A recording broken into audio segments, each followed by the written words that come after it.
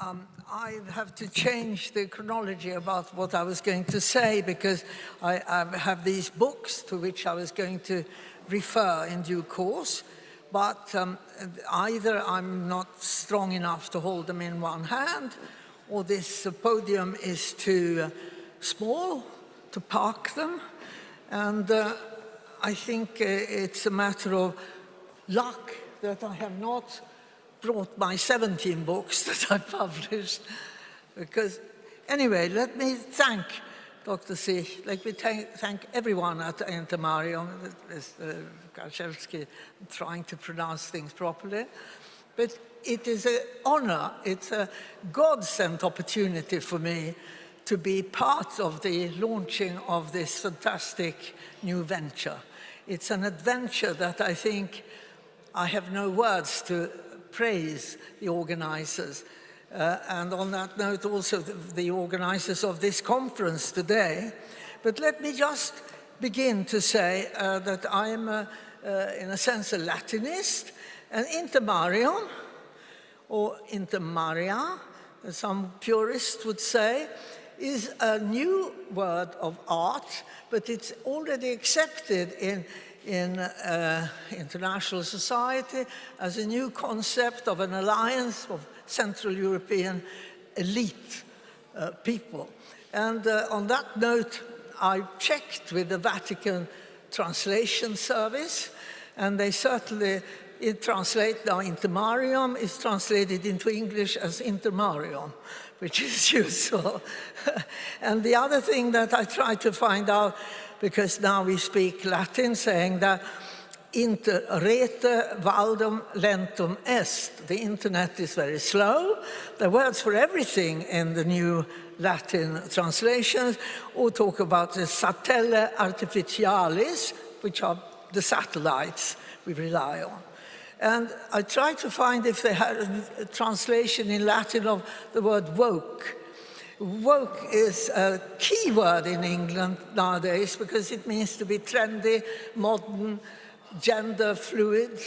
That's like one of my sons had to fill in the other day to go to another country. Male, 3 boxes, male, female, prefer not to say, which is a little bit worrying, that if you prefer not to say whether you're a man or a woman, because you can ask little children when they're 6 years old, perhaps you'd rather to a tree-climbing little girl, perhaps with these boyish activities, perhaps you'd rather be a boy. We can fix that. And it is obviously a great insult, in my opinion, to God and his creation. Now, I mentioned the word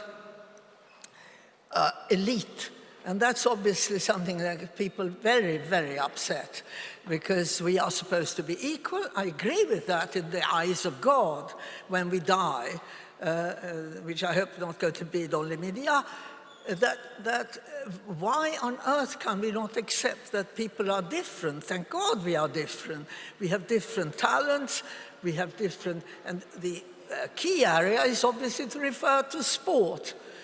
How can we all win? Everyone gets a prize, everyone gets a gold medal. What's the point of having sport? And it's the same in any other field. Some are better than others.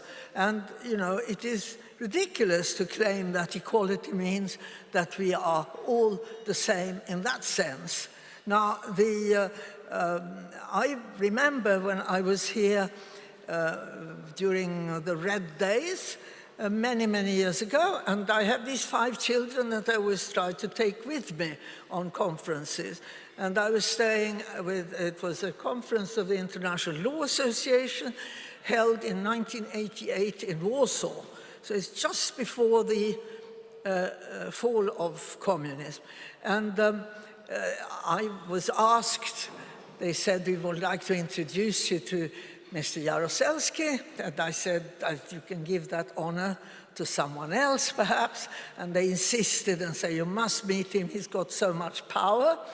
And I said, no, I'd be happier if you gave that honor to any of these other colleagues of mine, but I'll tell you what I'll do. I will ask my 5 children to sing to him. So the little children were very small, and they trotted up and they sang. and they sang in Latin, convertere, meaning converts. And when communism fell, my children said, "Mommy, it worked, it worked." So they felt they had contributed a drop in the ocean to the fall of communism by converting the Poles in the first hand. Now, the other strange thing is that for many years, I worked closely with John Paul, your heroic countryman, John Paul II. And, you know, we had this, so many meetings. And one meeting on the 2nd of August, 1989, this is 3 months before the fall of communism, we had an audience with him, and again the children sang. And after the singing, and the Pope talked to all of 5 of them, and one of my children, I don't know even which one, said, "Holy Father, we 5 would like to do something for the church in Eastern Europe." And I thought, remarkable thing to say. Well done you, whoever of my 5 said it. And John Paul, the Pope, pointed at all 5 of them and said, "That is precisely what all you 5 will do." And this is 3 months before the fall of communism. And when there was a war in Croatia, and the Serbs attacked the Croats, and the Croats tried to get independence and get out of a communist federation, my children were there. My eldest daughter, who was at Cambridge in those days, you know, left to come and help with ambulances and whatever. And the most dangerous thing in those days was to go in an ambulance, because that was a special target. Anyway, the role of Intermarium in this post-communist society is to save Europe, or the world, in this godless time. It is shocking to see how Christ has been demoted, that no one thinks it is important. And I would see Intermarium as a chance to be a mega anti-woke organization that puts down all these twits who think that gender doesn't matter, nature doesn't matter, feel free to kill unborn babies, help people over the border when they're old, free a hospital bed or a bed in a private nursing home for the sake of money, and also to save, as they say, spare the suffering. And it's not the patient who's suffering, it's usually the heirs who say, "We're going to have a great house," or the best jewelry or whatever, and it's sometimes based on greed. Now, when you talk about communism, I can't help remarking on the aim of Intermarium to return to classical values that Karl Marx, who is not one of my favorites, but he was fluent in Latin and Greek. And I don't know why all his followers are so anti the classical values and the classical.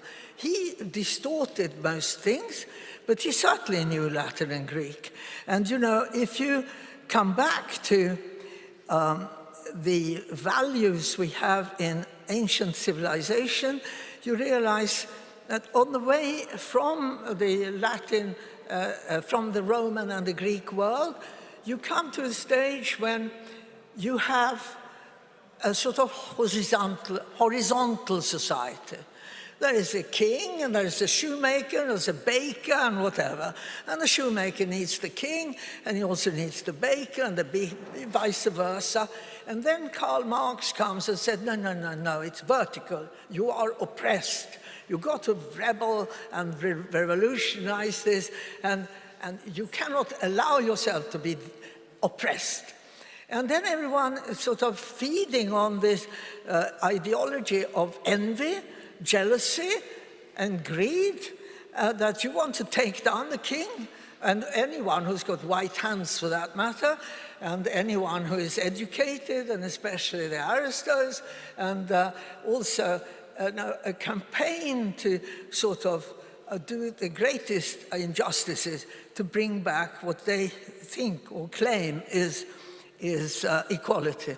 And in passing, also abolish God.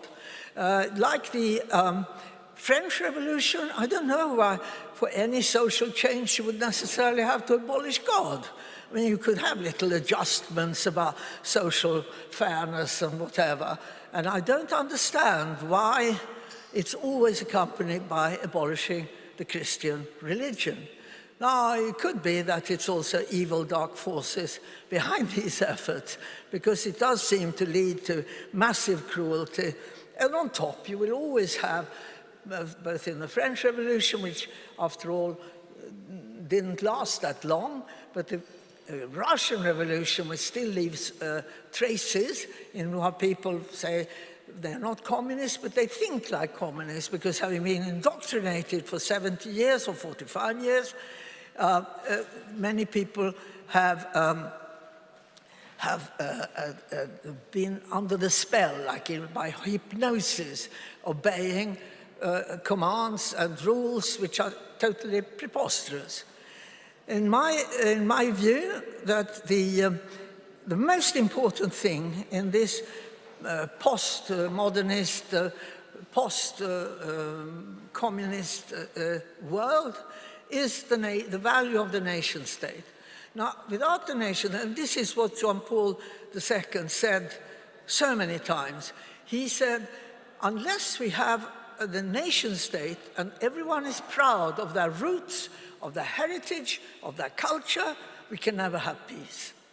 And this is so wise, and it's so obvious that, you know, once we sort of submerge and have to go into some globalistic alleged paradise, when no one is really knows where he comes from, and no one is proud of, as I said, of their roots and their origin.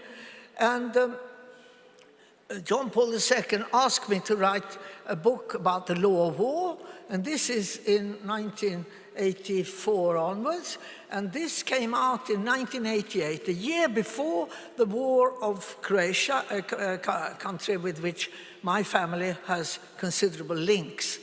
And it's now I'm now preparing the 4th edition of it, because war is tragically very popular and very fruitful. As I said, often in the old days you said, cherchez la femme, if there's a problem, there must be a woman somewhere who caused all this problem. And now you say, cherchez l'argent, there's money behind everything, even as we can see in this pandemic, people who take advantage of a disaster to make money, although you cannot take it with you anyway when you die. So that was one effect of my great admiration of John Paul II, was this book. And ironically, the Chinese government contacted me 2 years ago and said, we would like to translate this book, although it has bits about St. Thomas, the natural law, which I thought, well, wonderful. If there's a Third World War, it will be less dramatic than any other, because they will have read my book. They translated 3 chapters when the pandemic started, and we have a rupture in our negotiation because of that. But the first 3 chapters set out very clearly, don't do this, don't do that, no, you can't do that, you know, and it will, as I say, I will take credit if the Third World War is less dramatic because of that. The other thing that, in view of the nation state, is this book that I wrote in great haste, because I was advisor to the Brits about Brexit. And because I noticed that it is a very odd organization.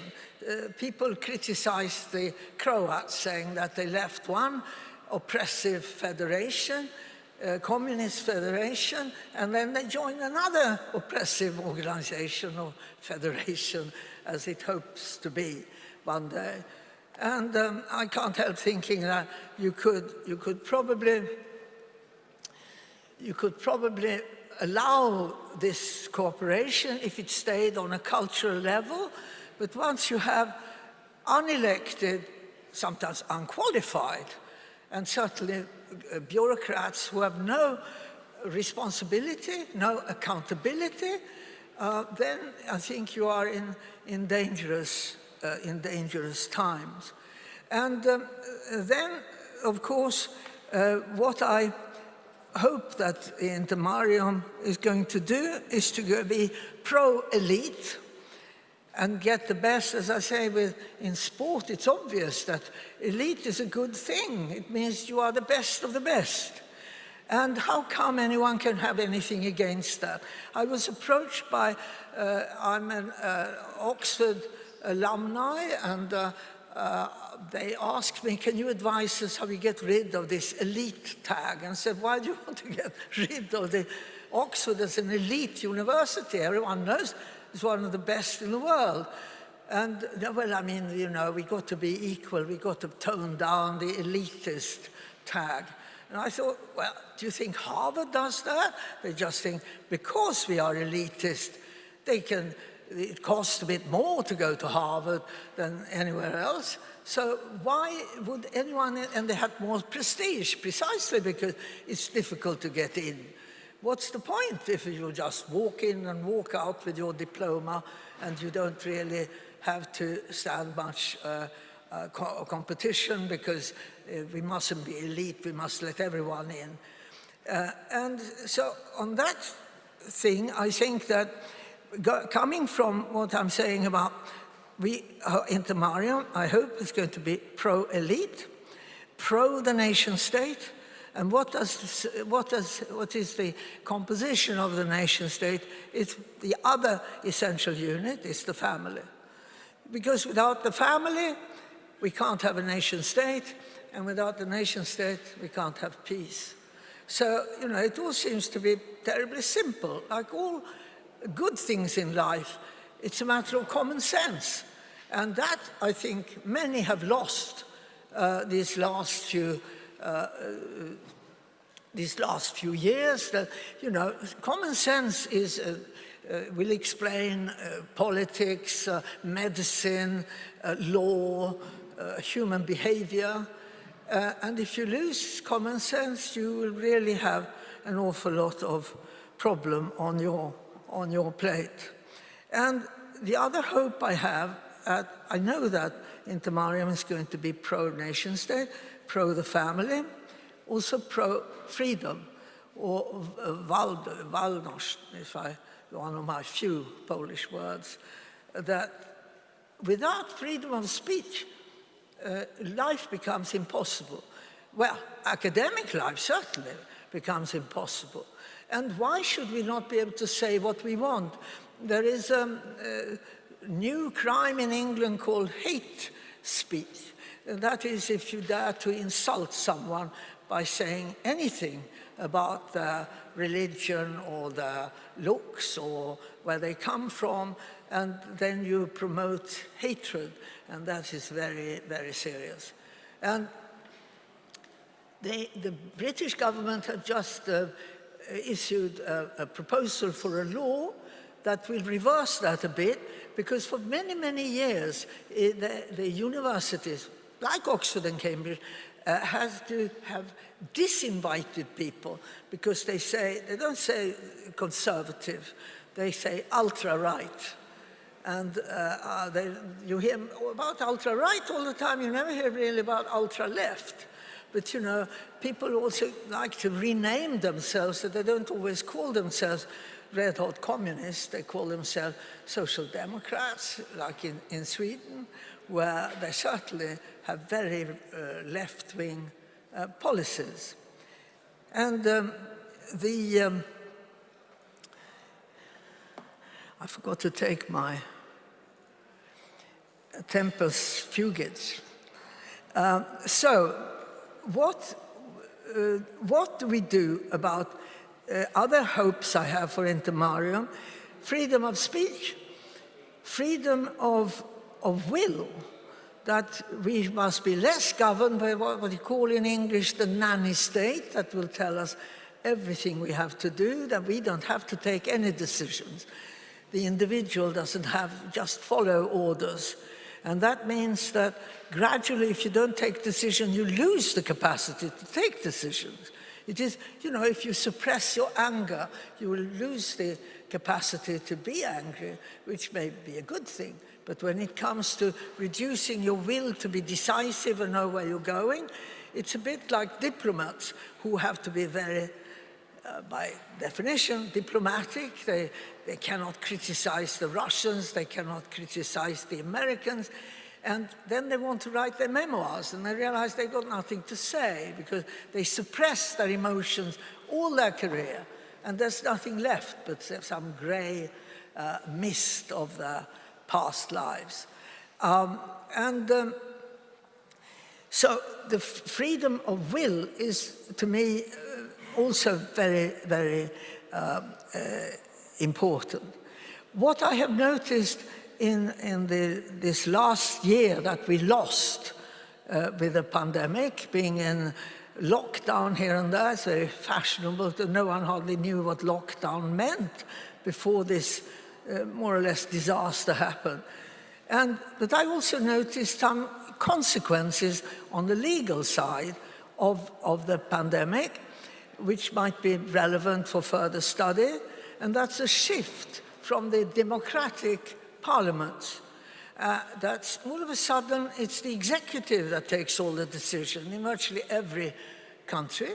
It's Monsieur Macron in France, it's Boris Johnson in England. They don't, no one talks about the parliament anymore, which is a very serious distortion, a trend towards what many would recognize as a totalitarian shift. Well, it sounds dramatic, but think about it. It is a very serious constitutional lack of balance or change of balance. And the other thing is that you can rule and achieve very much by instilling fear. And the British government had to admit the other day that they hired psychologists to how to scare their own citizens to obey, to wear a mask, and to obey being locked in lockdown and stay at home and work from home. And this social isolation, which has phenomenal negative effects on social interaction, on young people, on children, on all sorts of aspects of human life. And I can't help thinking that it seems remarkable that few people seem to notice that very much is similar to the communist regime, where everyone was so scared of being overheard, or being controlled, or being supervised, that it was a thought of becoming gradually a slave.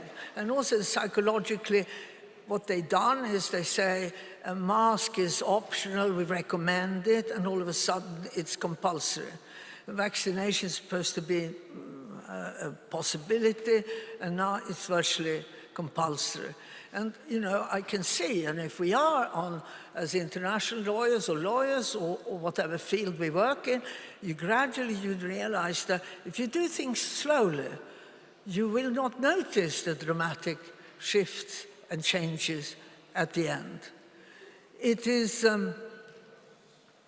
I think, really quite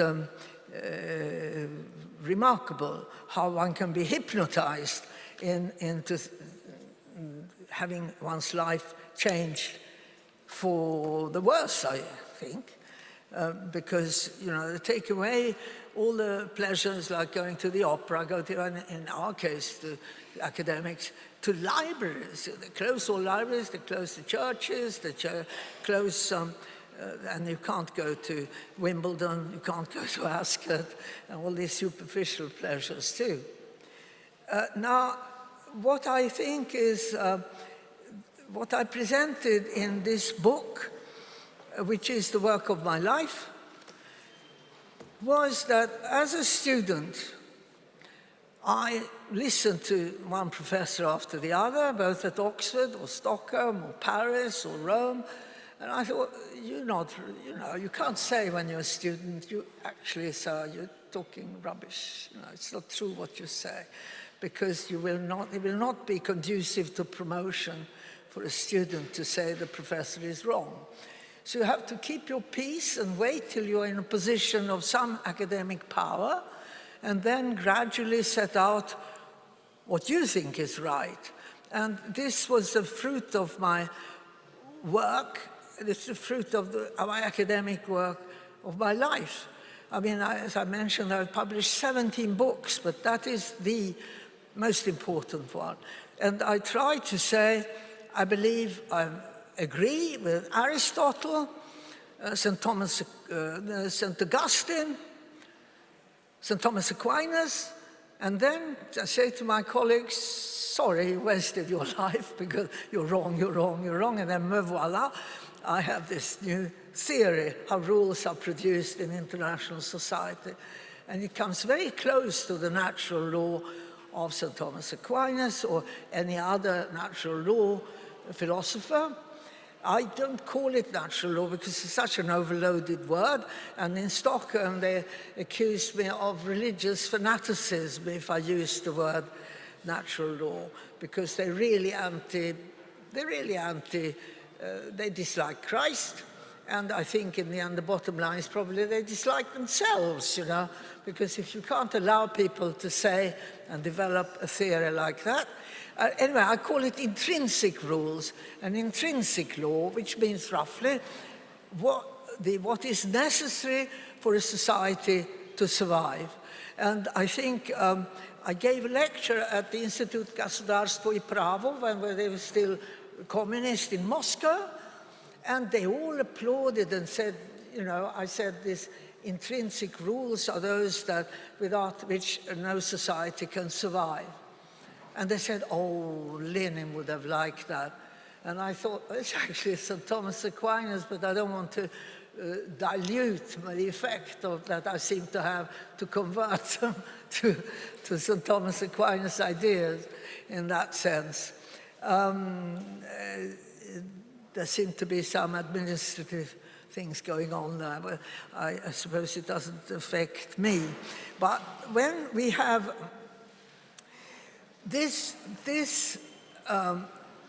book, I hope, is going to be a pillar in the teaching of Intermarium in the law section, because I think it is what I would like to think would become a hallmark of the new ideas that Intermarium will be known for being for the family, for the nation state, for independence, for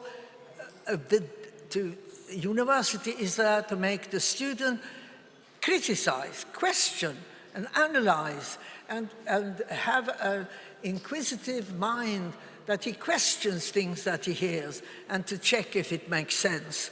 But I wish Intermarium the greatest success, because it is the most remarkable historical decision to have the nerve, to have the courage, to have the initiative to start something new, anti-woke, and to be a fresh air and a fresh initiative to change back to classical values and away from the crypto-communist ideas that some people misleadingly follow.